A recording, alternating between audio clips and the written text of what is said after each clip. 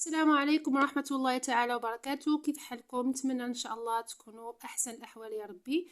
لا فيديو اليوم غادي يكون مميز وغادي يكون مفيد. نتمنى ان شاء الله تفرجوا في الفيديو من الاول حتى الاخير، لاني غنهضر على واحد الماده صمغيه اللي مهمه بزاف والكثير ممكن كثير منكم ما يكونوش عارفينها. لهذا نتمنى ان شاء الله تتابعوا الفيديو من الاول حتى الاخير. كتشوفوا حاطه قدامي هاد الماده هذه والكل اظن ما غاديش يعرفها، لهذا غتكون الموضوع ديالنا اليوم حول هذه الماده.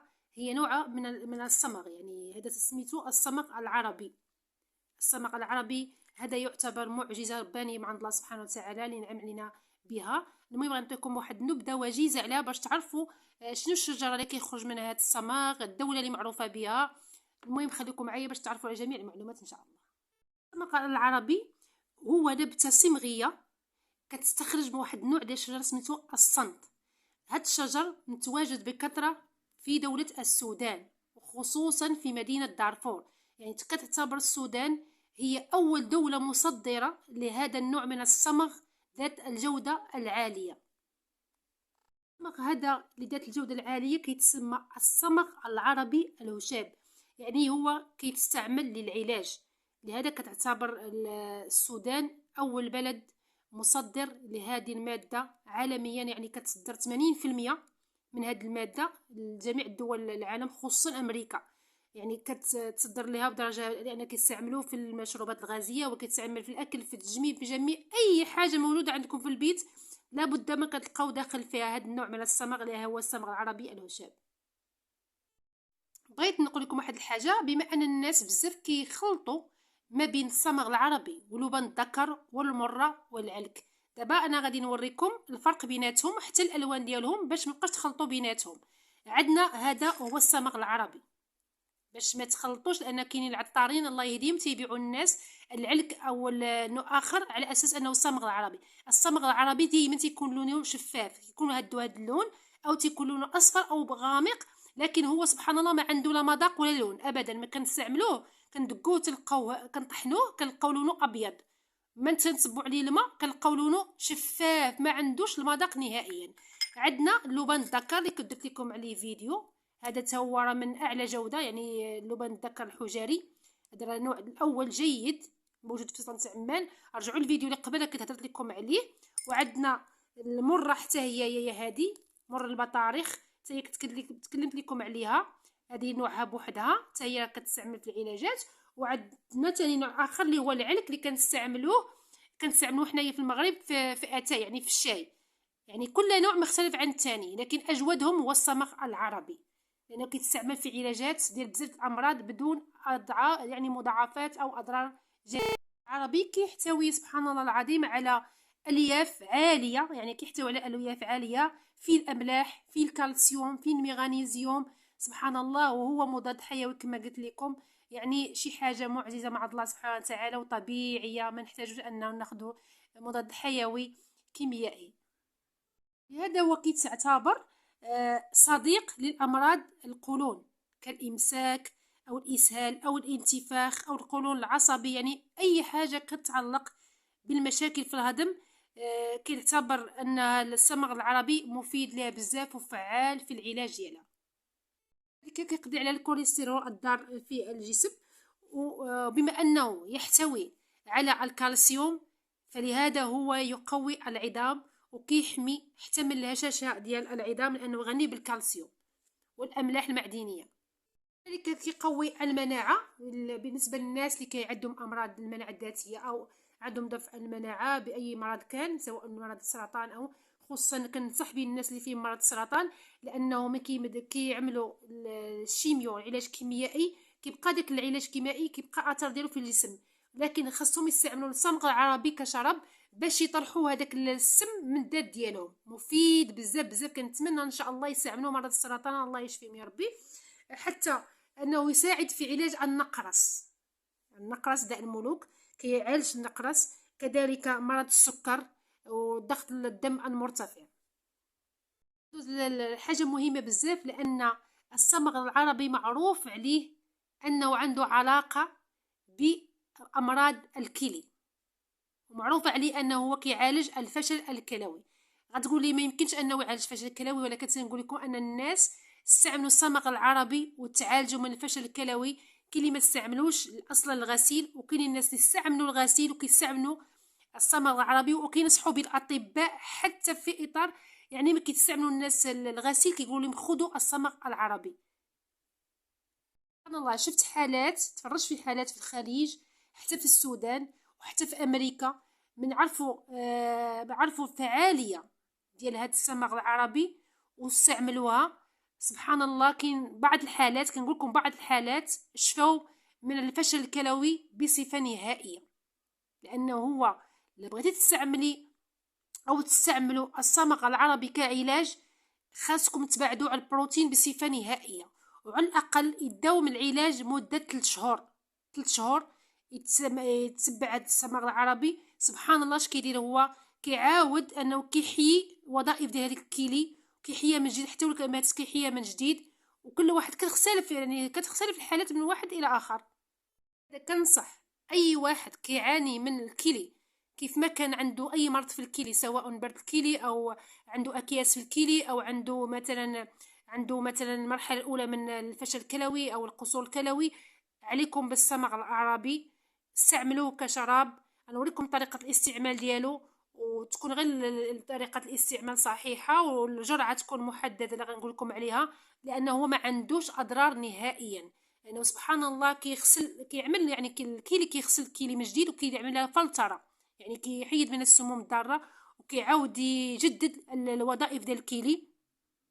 يعني سبحان الله معجزه ربانيه. لهذا لو مشيتوا سولتوا العطارين قلتوا لهم اعطوني الصمغ العربي، غيعرفوكم، كيسولوكم يقول لكم هل يعني وانتم مرضى الكلي، يعني محتي معروف هو عنده علاقه وطيده بالكلي. حتى ان الاطباء كما قلت لكم في المستشفيات، والله يعني في العربيه السعوديه كينصحوا اي مريض عنده الفشل الكلوي تيقولوا لي استخدموا الصمغ العربي. يعني نقول لكم طريقه الاستعمال ديالو ان شاء الله وتتبعوها، وما تخافوش من الصمغ العربي، انه هذه معجزه ربانيه لنعمل لنا الله بها ان شاء الله. كم الناس عندهم فشل كلوي وتشفوا منه بقدره الله سبحانه وتعالى. والله المره شفت فيديو ديال واحد السيده في الامارات، 19 عام وهي كتغسل الكيلي ديالها، يعني عندها فشل كلوي تام. استعملت الصمغ العربي لمده 3 شهور. 3 شهور استعملت الصمغ العربي وهي مراه مسنه عندها في عمرها 60 عام.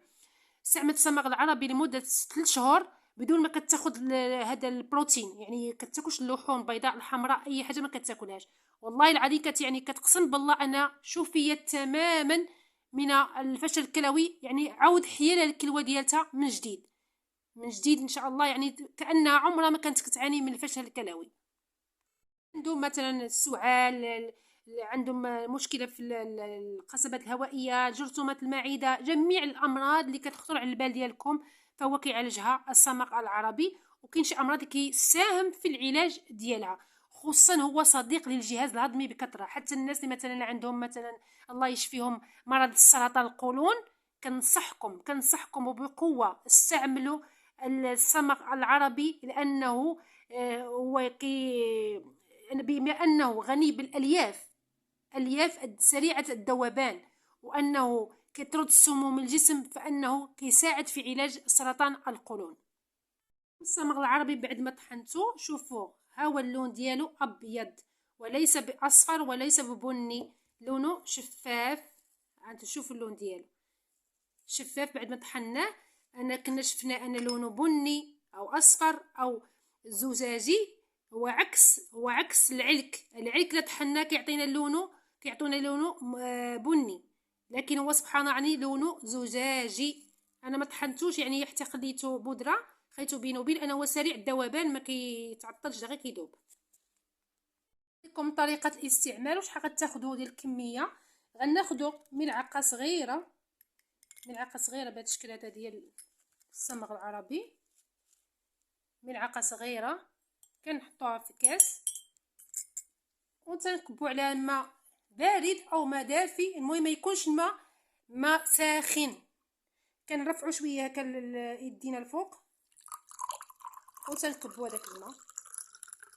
لاحظوا ما كاينش اللون هو ما كيعطيناش واحد الرغوه، لاحظتوا اما بالنسبه للعلك، العلك لا كبينا له الماء كيعطينا واحد اللون يعني اصفر خفيف وتعطينا واحد الرغوه الفوق.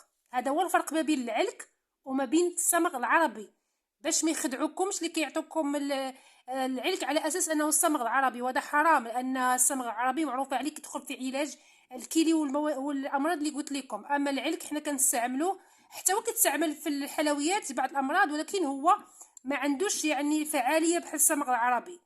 هذه ملحوظه كنبغيكم تركزوا عليها بزاف. ثم كبينا الماء على الصمغ العربي، بقى الماء ابيض، يعني ما عطانا لا لون ولا رغوه ولا حتى شي حاجه. يعني الصمغ العربي عنده فرق ما بينه وبين العلك. انتبهوا لهاد المعلومه هذه. العلك الا كبينا عليه الماء كيعطينا لون اصفر خفيف وكيدير واحد الرغوه، لهذا حنا كنستعملوه في الشاي، يعني خصوصا المنطقه الصحراويه، المناطق الصحراويه كيستعملوه في الشاي بزاف، لانه حتى هو مفيد ولكن ما كيدخلش في النظام العلاج يعني مع الكيلي وامراض اخرى، لا. لهذا فرقوا بيناتهم. بغيتو تستعملوا صمغ عربي مطحون غيكون سريع الذوبان، يعني قلنا الياف دائبه وهي ماده لزجه. بغيتو تستعملوه كاحجار بحال هكا، تكبوا عليه الماء وتخلوه واحد 4 سوايع تيذوب وديك الساعه يكون جاهز للاستعمال. هذه هي الطريقه الصحيحه. شحال غناخذوا من هذا الصمغ العربي؟ غادي ناخذوا كما قلنا ملعقه صغيره نكبوا عليها الماء فاتر او ما بارد، ناخذوا كاس قبل الافطار يعني على الريق، وكاس قبل ما نعسو لمده على الاقل شهر. اللي عنده مثلا القولون العصبي وامراض ديال الجهاز الهضمي ياخذوا شهر. بالنسبه للناس اللي عندهم فشل كلوي او امراض تتعلق بالكلي ياخذوا على الاقل 3 شهور او اكثر حتى يشوفوا ان شاء الله التحسن ديالهم. بالنسبه للناس اللي مرض السكري، مرض الضغط، اللي عندهم مثلا كيستعملوا الادويه السكري، مثلا اذا كان عندهم مرض السكر تيستعملوا الانسولين، غيستعملوه غير مره في اليوم الى الافطار صافي، يعني ممكن ينزل لهم حتى ينزل السكر هو. حتى بالنسبه للضغط نستعملوه مره في اليوم. الناس اللي ما عندهم حتى شي امراض وباغيين غير انهم يحسنوا من الجسم ديالهم او يعطوه واحد القوه، يعطوه يستعملوه مره في اليوم حتى هما قبل الافطار. موضوع الفيديو اللي كان اليوم، نتمنى ان شاء الله تكونوا استفدتوا كلكم من هذه المعلومات، ونتمنى ان شاء الله تبارطاجيو هذا الفيديو مع الاحباب ديالكم الاصدقاء ديالكم. وما تنساوش لينا ان شاء الله اللي عندكم اي تساؤل او اي معلومه ما عرفتوهاش خلوا لي التعليق ان شاء الله وغادي نجاوبكم عليه. وما تنساوش من الدعم ديالكم، عملوا لايك وفعلوا الجرس باش هذا الفيديو يوصل لكاع الناس باش كلشي يستافد ان شاء الله. ولينا موعد في فيديو قادم ان شاء الله.